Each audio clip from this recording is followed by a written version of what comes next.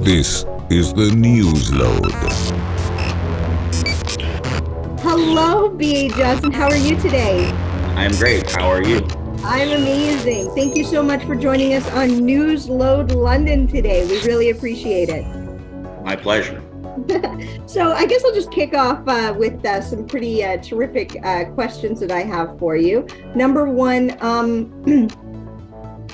why do you love above ground pools? Because many people think that they're bad because they look like a garbage bag on your lawn, but it's still a pool in the end. So that's why I love above ground pools, because I just like to be near water at all times. That I can swim. Are you a Cancer? No, I'm an Aquarius. Water baby. Yes. Makes sense now.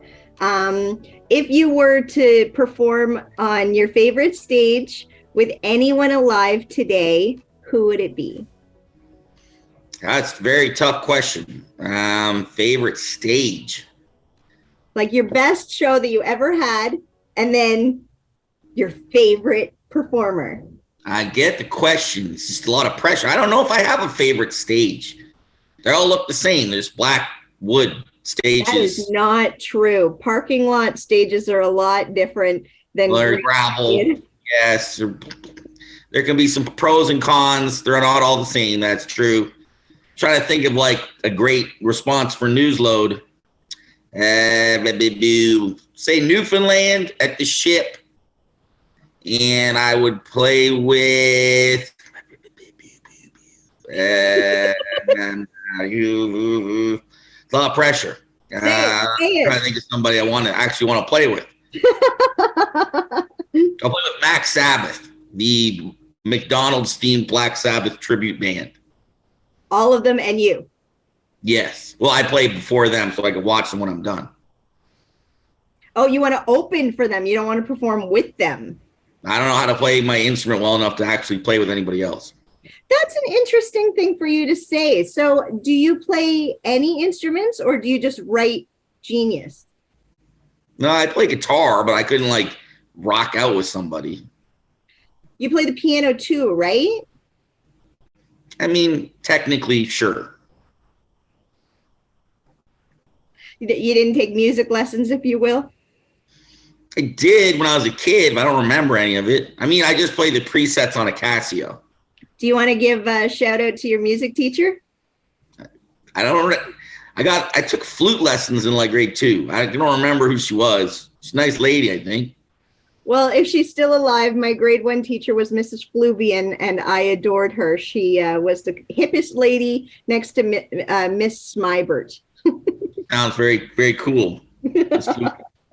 Well, Miss Smyber was super cool because she was a baker. So she would bring individual cakes for all of us grade 4 kids to decorate. And then we'd take them home to Mom for Mother's Day. And my mom was very happy for the cakes from Baker Mrs. Smyber, my favorite teacher. Anyway, we're not interviewing me, though. I apologize. I'm so selfish. No, it's all right. I like any cake-related content. It's always good. Did you find humor as a self-defense mechanism? Yeah, probably. A spoonful of sugar helps the medicine go down, right? That's a beautiful response. Were you the funny kid in class? Yeah, probably one of them. Probably more the weird kid who was occasionally funny. What was the weirdest thing you did in school that everybody was like, oh my God, he's the weird kid? I can't remember. I have trouble remembering what I did yesterday, so it's tough for me to go back in the time just as a child. I just was kind of always like the odd duck. They were like, I like to do normal, not normal, I like the 18 and stuff that other kids like, but I was also just like, I don't know, like a weird nerd kid too. I straddled several worlds. That sounds exciting. I personally try and avoid straddling as much as possible, but yes, well, it can be handy at times. I believe you. So we in November we had a huge Movember men's health and men's discussion and everything. And first question, your beard is one of artwork. You have terrific facial hair abilities. Tell me all about it. Well, it used to be better. Someone put on a comment on a photo that I look really old and RIP in advance is what they wrote. So I got freaked out and I had a really big beard. I shaved it off. It was huge. It was artistic. You could put birds in there. And now I realized the reason I had the beard was because I have a giant fat head and the beard slimmed my head down. Well, you have now I'm just left with this bowling ball on my shoulders. You are like, I'm loving this John Travolta bum chin. You are, yeah. You know. I also have a bum chin. I probably should cover that up too. You are grease lightning with a toque. I gotta figure some stuff out. On my face hair. You look like Bill Murray's brother. Brian Doyle Murray? I see. That's not a look I think I want. The Wayne's World. What was his? Yeah, no, that's not good. He look all right in Club Paradise. It's chill. It's great. It's Noah's Arcade. Yeah, I'm familiar with Brian Doyle Murray and his works. I'm sorry. Fine. He's a beautiful, brilliant man, and his whole family is brilliant. Yeah, he wrote Caddyshack. He's smart guy. Great guy. Travel must be tough. How do you stay healthy on the road? I don't.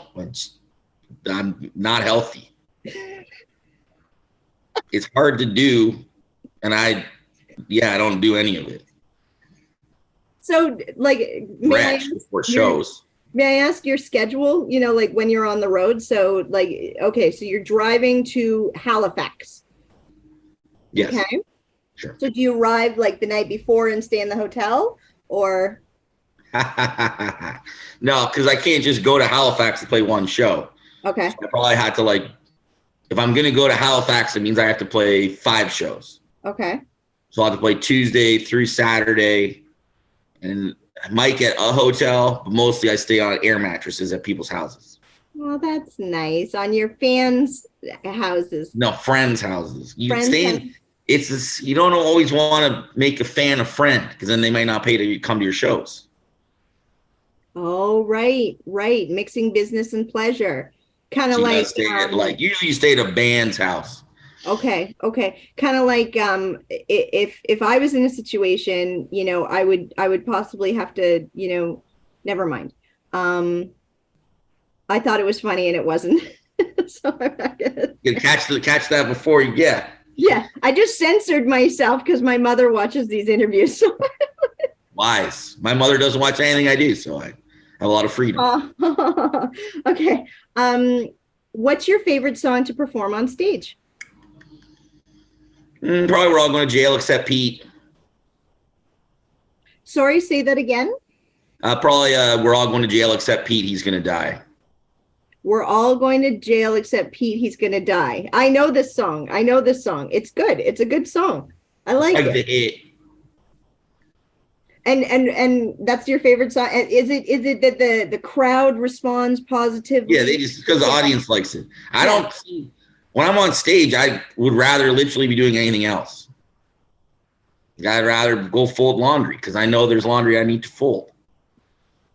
Isn't that the curse of being so good at what you do that you don't even like doing it anymore? No, because there's probably someone with a Dollarama who hates that too. I don't know how good they are. I think there's always something you'd rather be doing, maybe. I don't know. That's just me. There's people that love playing music. I am not one of them. You don't get an adrenaline high being on stage? Yeah, but then you can't sleep. You're up all night. Oh my God, you're so grumpy. I love it. No, I'm not trying to. No, the adrenaline's nice. It does wake you up. But then you can't sleep. Okay, I'm going to be completely honest with you. During lockdown, I didn't like it. It was too boring, and I ate food and candy and entire Black Forest cakes Sorry. To fill that empty void. And like, I love the stage. I love the applause. I love the adrenaline. And now, I missed it too. Like the people and the shows and like going to I missed it. I just play a lot of shows. Yeah. It's a hard thing for people to want you to show up. Well, it's just when you only make like $100, you got to play more shows. If I made $1 million, I could just play 2 shows. Yeah, I had this comedian, like, I like to drink at my shows, right? So I have to take an Uber to wherever I'm going. So the comedian offered me $20 to go. And I was like, that doesn't even cover my Uber one way. Yeah, see, if I was getting more money, I could play less. And then it'd probably be more fun because I'd be thinking about the money. Oh, there you go. So that's a goal. If we are, it's gonna hang in there for another 20 years. If we can make B.A. Johnston happy, it's to give him more money. So what can we do for Christmas? What can our fans send you how do we send you presents and money? Oh, I don't feel like my mother will take care of my Christmas gifts. I'm sure I'll be well taken care of. Oh, you have a good mother? She's good at Christmas. Oh, that's amazing. That's amazing. What did you get for Christmas last year, if you can remember? I think I got a Judas Priest record and socks. Nice. New socks. Do you love the feeling of new socks? Is it one of the best sensations on the planet? I'm into it now. I'm an old man. I used to hate getting socks. Now I don't mind it because I always need socks. Because laundry, as you were saying, folding laundry, it always needs to be done no matter what, because unfortunately in Canada, we're wearing clothes all the time. So, underwear and socks, and even if you wash laundry and have it all folded and put away, there's still going to be something in that basket. Clothes get worn and they get dirty and you must clean them. Unless we live in nudist colonies, which, I don't know. Wreck Beach is kind of creepy. Have you been to Wreck Beach? And I don't really like being nude around a lot of people. It makes me uncomfortable. That's probably good boundaries. That's probably healthy. Know thyself. Even the hunters and gatherers needed a G-string or something to protect yourselves. Like nudity. Yes, and yes, you never know what's coming to bite you. Yeah, right. You could have very hyper dogs and it's like, ooh, I love raspberry flavored balls. I've been bitten by a dog on the crotch and it's not pleasant during a show. Oh my God, we have to unravel this box. Tell me everything. What kind of dog was it? Like a big poodle dog, but like one of those big poodles. And I played a show in someone's backyard and they said, we'll let the dog out and see what happens. And what happened is it bit my crotch during my song and they thought it was a joke. They thought I was doing a bit as I screamed and rolled around with blood everywhere. Then they felt so guilty, I had to play more songs to calm them down. No, you should have. I still have scars. You should have got bleeding from the dick is pure contract, null and void. I was lucky that he bit. How can I say this? So the penis went in the mouth and he bit around it and then spit it out. So it could have been worse. Like you had pants on? I had Ardennes tights on. I mean, it was not my favorite show experience. They're nice people too. I felt bad for them. Did they tip you? I don't think so. I think they were just in shock. They kept saying the dog's never done this, but I was like, I don't know. He didn't even bark. He just came up and bit me. No, it sounds like bad parenting. And I have a new no dog rule. Yeah, good for you. And this is a message to everyone: no Leash dogs ever. Leash your pets. Yes. So, do you hate all dogs now? No, but I'm a bit fearful now. It's done something to me. All it takes is one crotch bite, and let me tell you, you're gonna look at that dog a little differently now. I agree, especially poodles. Yeah, I never liked the big ones anyway. So this was why I was always suspicious. My sister has a Schnauzer poodle, and it's adorable because little one maybe. it barks like a fucking maniac when somebody knocks on the door, and that's just what dogs do. It's to protect you. It's not biting anyone's crotch. That's fine. No. But I admit the moment that I came through the door, I had a giant scratch up my leg because I was wearing a dress because the dog jumped up on me, kind of thing. Because it's excited because somebody has come over. Oh my God, somebody's going to rub my belly. This is the most amazing thing on the planet. Da da da da. But unfortunately, dogs, leash your dogs. I agree with you because they're uncontrollable when they're excited to see somebody come over, or, you know, a stranger in the backyard, or that maybe they're trying to protect mommy or something, you know, like. There's lots of things. There could be a guy dancing in the backyard in tights. Who knows what's going on? I like that we're educating the people here at Newsload. Your load is coming from B.A. Johnston. So do you have kids? Yes. Do you swear in front of them? I mean, sometimes. Good. I like you more now. I think you should swear in front of your children, personally, because if they're not going to hear it from your parents, they're going to be horrified in the world. I think there's a fine line, I find. Oh yeah, you're not going to, like, this is just on YouTube, and sorry, Mom, I'm going to say this. Go suck my dick, motherfucker. You know, like, I don't think you should say that in front of my 2-year-old niece. Sorry, Mom. Well, 2-year-olds don't know what you're talking about. It's when they're 4 you get in a problem. I disagree. This 2-year-old's a smarty pants. All of them are dumb. Kids are stupid. If there's any kids watching, I'm sorry, but you're dumb. From the mouth of B.A. Johnston. I love it. What's the biggest issue that you're facing as an artist today? I don't got any. I'm fine. Things are good. Cool. Things are good. Yeah. Things are all right. You're paying your bills. Everybody's being nice. Yeah, I mean, I'm lucky though, because I'm living the cheap Hamilton lifestyle. So if I was a band that wasn't doing that, I'd be in big trouble. Like I find Canada now has got two people: those that had housing 5 or 6 years ago when it's cheap now, and those that don't. And if you have housing from 6 years ago, you're like the world's richest man. So that's the only thing that keeps me going. If I had to go live in a real apartment that pay real prices, I'd be in big trouble.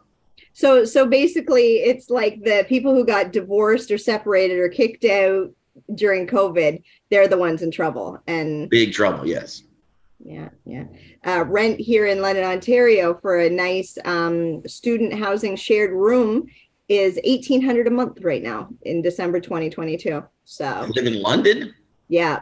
Ontario? Yeah. Huh. What's that? I think that seems high. No offense.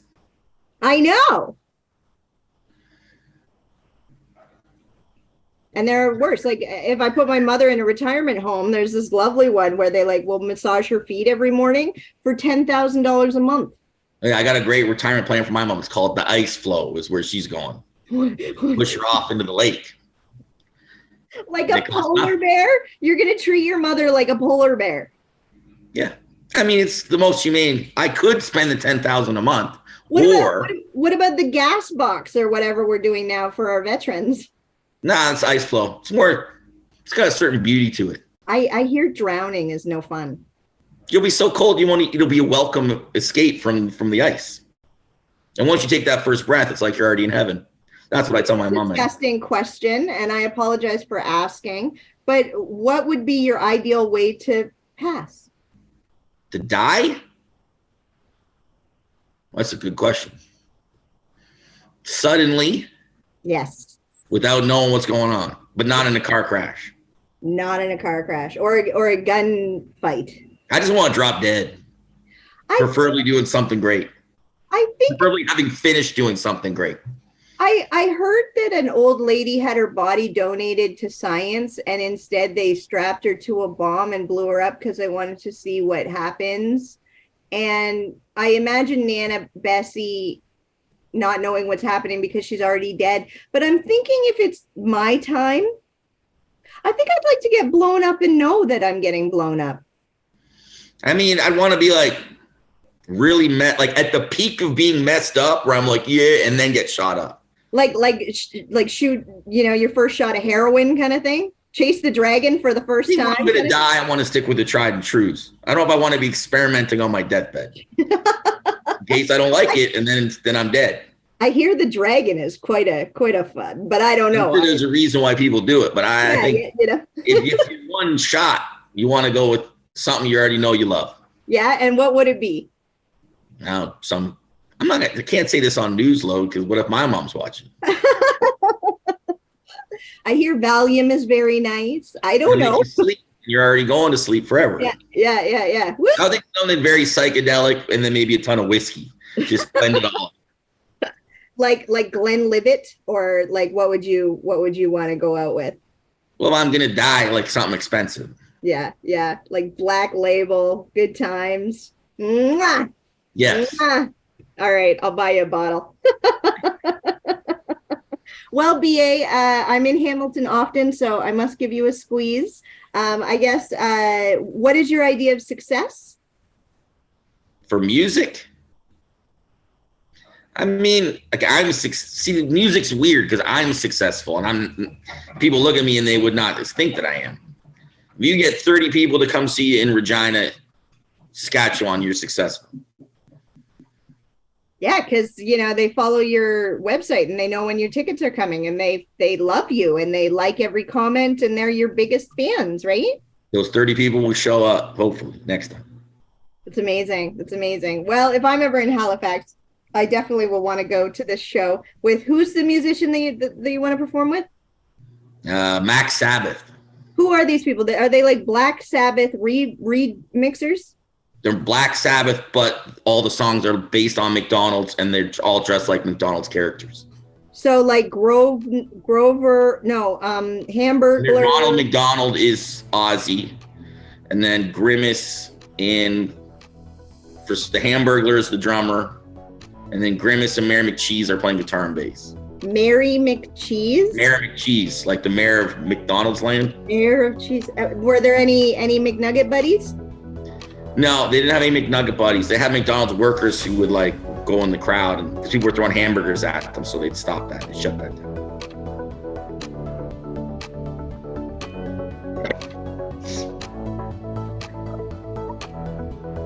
You are so funny. Oh my God, the stories. I must interview you every month. So if I can ask just as a final goodbye, can you say it loud? Can you say it proud? I love Newsload. Oh, I love Newsload. Yay! Thank you so much, B.A. Johnston. We loved having you. Stay warm and safe in Hammertown. And if you're going to Kenny Robinson's 65th birthday on January 7th, I'd love to see you there. All right, I'll get my tuxedo ready. I'd love to see ya. Thanks. Bye, honey. This is the Newsload.